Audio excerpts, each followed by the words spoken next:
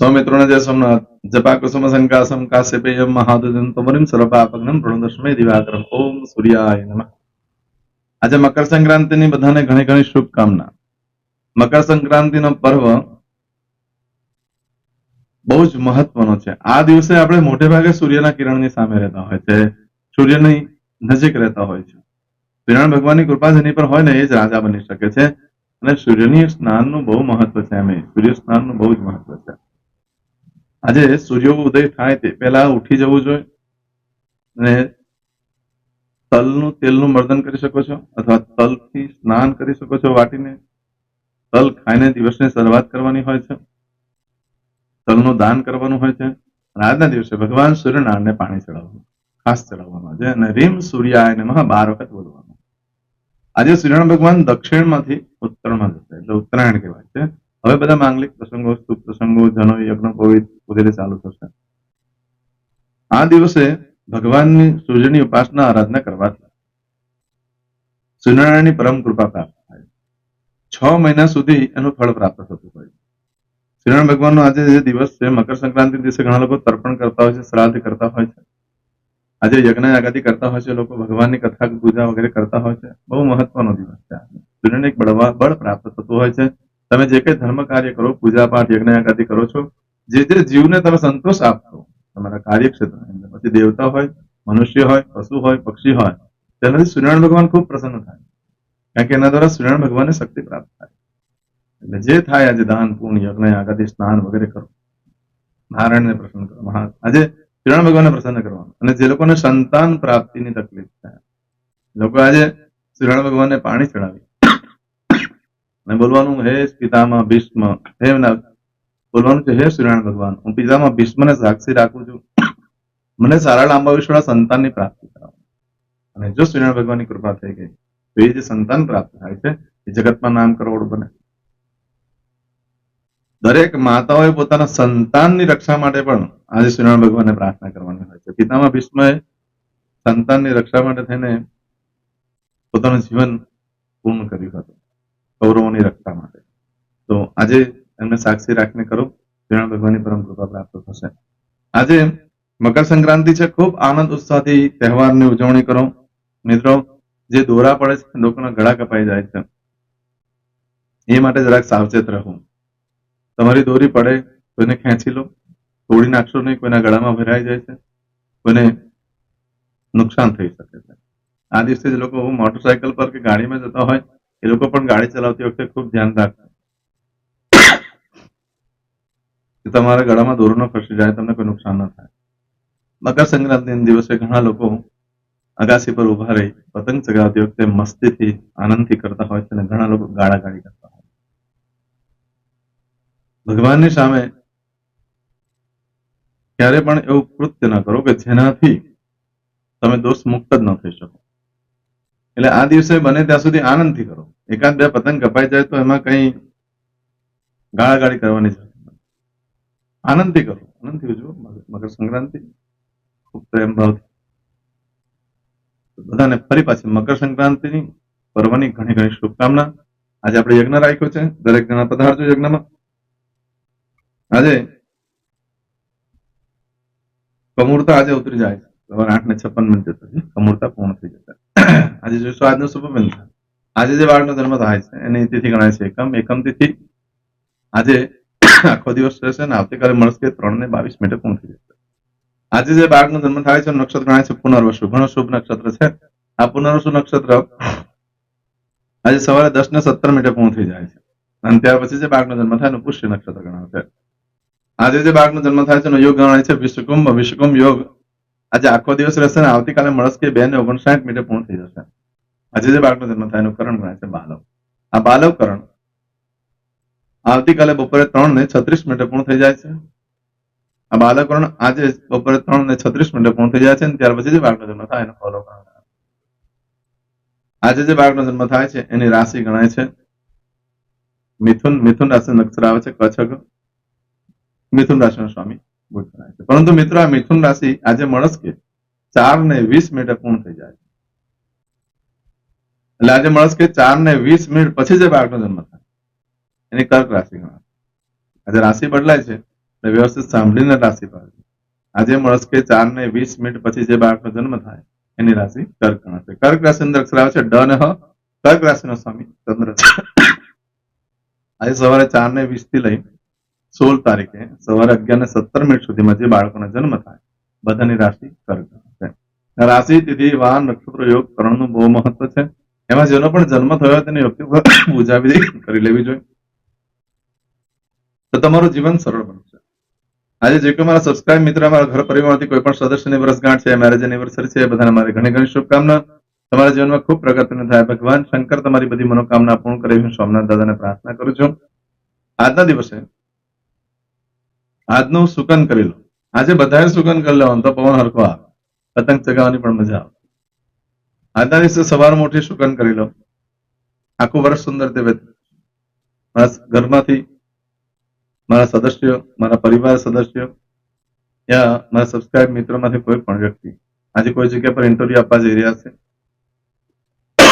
કોઈ પરીક્ષા આપવા જઈ રહ્યું છે, આજે કોઈ યાત્રા પ્રવાસ માટે જઈ રહ્યું છે, આજના દિવસે કોઈ વિદેશમાં જઈ રહ્યું છે, આજે કોઈને ત્યાં ડિલિવરી હોઈ શકે, કોઈની છઠ્ઠીની પૂજા હોઈ શકે, કોઈની સગાઈ પણ હોઈ શકે. આવા કોઈ પણ કાર્ય તમે કરવા જઈ રહ્યા છો તે કાર્યમાં દિવ્ય સફળતા પ્રાપ્ત થાય એવી સોમનાથ દાદાને પ્રાર્થના કરું છું. આજના દિવસે ઉઠીને સવારમાં આજનું સુકન કરી લેજો. આજે સગાઈ કરાવી માટે યોગ્ય દિવસ ન ગણાય, મંગળવાર છે એટલે. આજના દિવસે કોઈ પણ કાર્ય કરવા જાઓ છો તો ઘરેથી નીકળતી વખતે તમારે કાકાને, ફુવા હોય તો ફુવાને, મોટા ભાઈને વંદન કરી લો. આજના દિવસે દેવસ્થાનમાં પગે લાગીને નીકળો અને ભગવાનને પ્રાર્થના કરો મને મારા કાર્યમાં સફળતા મળે, મારા કાર્યમાં તમે સાથે રહેજો.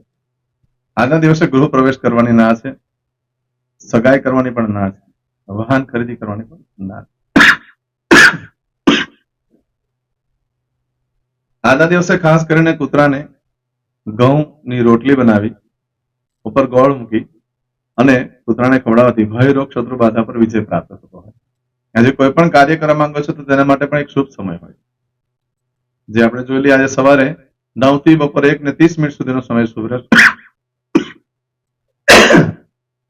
સવારે 9 થી બપોરે 1:30 સુધીનો સમય શુભ રહેશે. એ જ રીતે બપોરે 3 થી સાંજે 4:30 વાગ્યા સુધીનો સમય શુભ રહેશે. સાંજે 7:30 થી રાત્રે 9 વાગ્યા સુધીનો સમય શુભ રહેશે. રાત્રે 10:30 થી આવતીકાલે મળસ્કે 3 વાગ્યા સુધીનો સમય શુભ રહેશે. આ સમયગાળા દરમિયાન તમે કોઈ પણ કાર્ય કરો છો તે કાર્યમાં દિવ્ય સફળતા પ્રાપ્ત થઈ શકે છે. પરંતુ મિત્રો આજના દિવસે તમારી કોઈ પણ વસ્તુ ચોરાઈ ગઈ, ખોવાઈ ગઈ તો 7 દિવસમાં મળે, બાકી મળવાની શક્યતા ઓછી. આજના દિવસે કોઈ પણ કાર્યનો આરંભ કરી શકાય છે, કોઈ પણ ધંધો વેપાર ચાલુ કરી શકાય છે. આજે કરેલું કાર્ય તમને લાંબો સમય સુધી સુખ પ્રાપ્ત કરાવે છે. આજના દિવસે પશુની ખરીદી કરવા માટે પણ ચાલે, દસ્તાવેજ ઉપર સાઇન કરવા માટે પણ ચાલે. આજના દિવસે નવો ધંધો વેપાર ચાલુ કરવો હોય તો પણ થઈ શકે છે. આજના દિવસે નવો વસ્ત્ર ધારણ કરવાનું બહુ જ મહત્વ છે. તમારા જીવનમાં જે કંઈ મુશ્કેલી, જે કંઈ અડચણો છે તે દૂર થઈ જશે અને જીવન સરળ બની જશે અને ઘરમાં શુભ પ્રસંગો પણ આવશે. આવું બધું જે ફળ છે એ આજે સવારે 10:17 સુધીમાં મળે છે. પરંતુ આજે સવારે 10:17 થી લઈ આવતીકાલે સવારે 10:29 સુધીમાં તમે જે કાર્ય કરો છો એનું ફળ બદલાઈ જાય. એમાં તમારી કોઈ પણ વસ્તુ ચોરાઈ ગઈ, ખોવાઈ ગઈ તો 7 દિવસમાં મળે, બાકી મળવાની શક્યતાઓ છે. આ સમયગાળા દરમિયાન તમે કોઈ પણ કાર્યનો આરંભ કરી શકો છો. સુખ, સમૃદ્ધિ, ઐશ્વર્ય પ્રાપ્ત થશે. પુષ્ય નક્ષત્રના દિવસે સોનું ખરીદવાનું પણ ઘણું મહત્વ હોય છે. આજના દિવસે કોઈ પણ કાર્ય કરો છો તો લાંબો સમય સુધી સુખ પ્રાપ્ત કરાવે.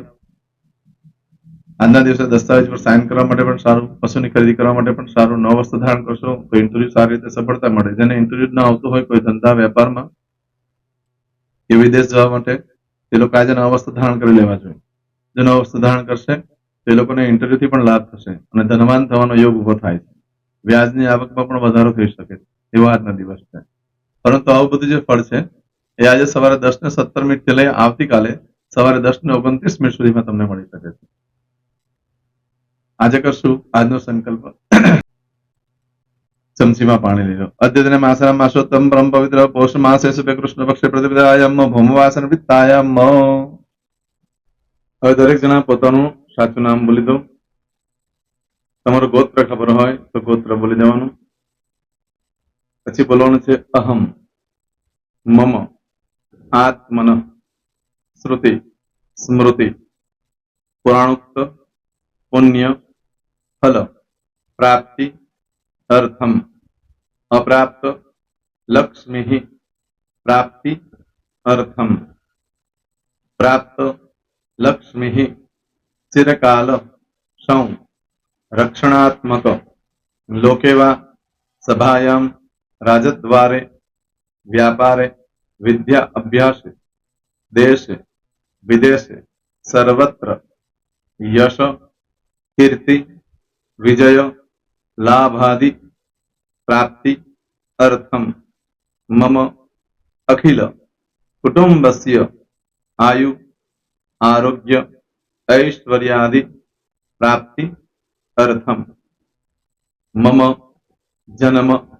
समय तथा च विप्र वृंदानां जन्म समय जन्म कुंडली मध्ये स्थित ग्रहः गोचर ग्रहः महादशा अंतर्दशा प्रत्यंतर्दशा तथा च योग युति दृष्टि मध्ये शुभफल प्राप्ति अर्थम भय रोग शत्रु बाधा दोष मारण तारण मंत्र तंत्र अरिष्ट दोष पीड़ा निवृत्ति अर्थम भूत प्रेत पिशाचादि द्वारा रचित अरिष्ट दोष निवृत्ति अर्थम मम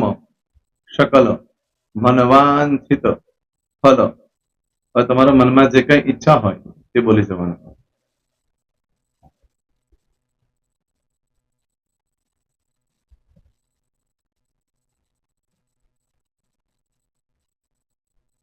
બોલવાનું અનુસારતઃ सकल मनवांछित फल प्राप्ति अर्थम.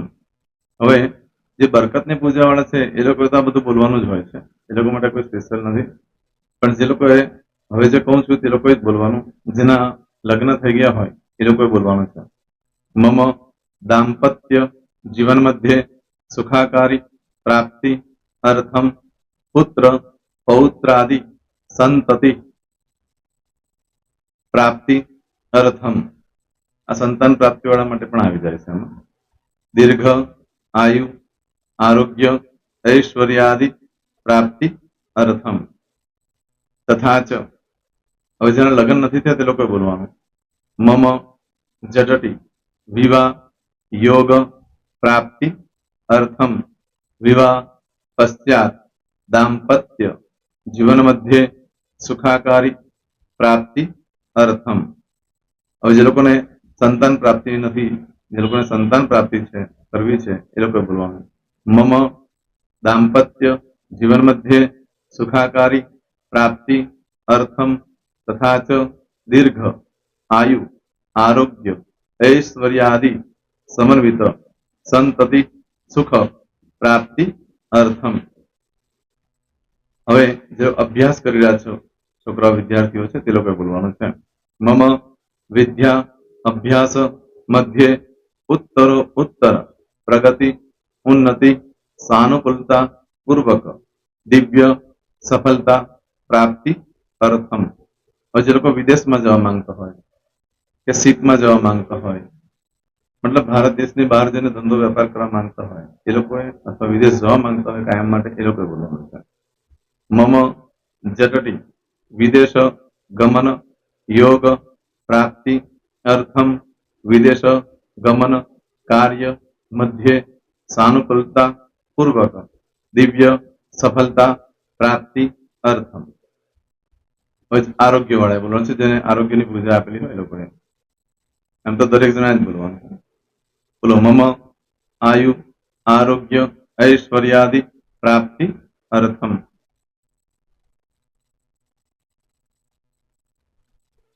હવે દરેક જણાએ બોલવાનું. सकल मनवांछित फल प्राप्ति अर्थम अद्य दिने प्रधान देवतानां नित्य दिन अनुसारतः पूजन अर्चन કર્મણિ અહમ કરીશ્યે. પાણીવાળી થાળીમાં પાણી મૂકી દેવાનું છે. હવે તમારી બધી પૂજા જે મેં આપેલી છે એ પૂજા થઈ જાય, અથવા તો તમે રોજ પૂજા કરતા છો, મારી પાસેથી નથી લઈ ગયા, એ પૂજા થઈ જાય પછી ફરી પાછી ચમચીમાં પાણી લેવાનું. અહીંયા વિડીયોને સ્ટોપ કરી દેવાનું. પૂજા પતે એટલે પાછું આગળનું કરવાનું છે. અહીંયા વિડીયો સ્ટોપ કરી દેવાનો અને પૂજા પતે એટલે બોલવાનું છે વિષ્ણવે વિષ્ણવે વિષ્ણવે નમો નમઃ. વિષ્ણુ સ્મરણ સર્વમ પરિપૂર્ણ અસ્તુ. એતાની ગંધ પુષ્પ ધૂપ દીપ નૈવેદ્ય તામ્ર દક્ષિણા પ્રદક્ષિણા સહિત ઋણુ મમ સકલ મનવાંચિત ફલ પ્રાપ્તિ અર્થમ પૂજન અર્ચન પ્રિયદાન નમમ. પાણી મૂકી દેવાનું, પાછું પાણી લેવાનું. પૂજન અર્ચન બ્રહ્માર્પણમસ્તુ. નીચે જમીન પર પાણી મૂકો, એમાં આંગળી ઘસી કપાળમાં તિલક કરી દો. કપાળમાં જમીન પર પાણી મૂક્યું છે એમાં. ત્યાર પછી ભગવાનને કહેવાનું કે હે પ્રભુ, આજે પૂજા કરતા કોઈ પણ પ્રકારની ભૂલચૂક થઈ ગઈ હોય તો અમને ક્ષમા કરજો. અમે તમારા બાળક છીએ. પ્રભુ, તમારો ખૂબ આભાર માનું છું. આજે મારી પાસે તમારી પૂજા કરાવી, મારી મનોકામના પૂર્ણ કરી. પ્રાર્થના કરી દો. જગ્યા પરથી ઉભા થઈ શ્રીનારાયણ ભગવાનને પાણી ચડાવી દો અને નિત્ય કર્મ જે કરતા હોય તે કરો. જય શ્રી. તમારો દિવસ શુભ રહે. તમે અને તમારો પરિવાર સુખી રહે, સંપન્ન રહે, સુરક્ષિત રહે, એ ભગવાન સોમનાથ દાદાને પ્રાર્થના. તો મિત્રો, તમે મારા વિડીયોને લાઈક ના આપી હોય તો સૌથી પહેલા લાઈક આપી દો. અને ત્યાર પછી જો તમે મારી આ ચેનલ સબસ્ક્રાઇબ ન કરી હોય તો સૌથી પહેલા સબસ્ક્રાઇબ કરી લો અને બેલ આઇકોન ઓલ પર ક્લિક કરવાનું ભૂલશો નહીં, જેથી કરીને સૌથી પહેલા નવી વિડીયો જે કંઈ મૂકું એ તમને મળે. મિત્રો, કંઈ પણ મૂંઝવણ હોય તો મને આ નંબર પર તમે ફોન કરીને પૂછી શકો છો. મારો મોબાઈલ નંબર છે 9825546459. મિત્રો, કોમેન્ટ્સમાં જય સોમનાથ લખવાનું ભૂલશો નહીં. ફરી પાછા નવા વિડીયો સાથે મળીએ. ત્યાં સુધી સૌને જય સોમનાથ.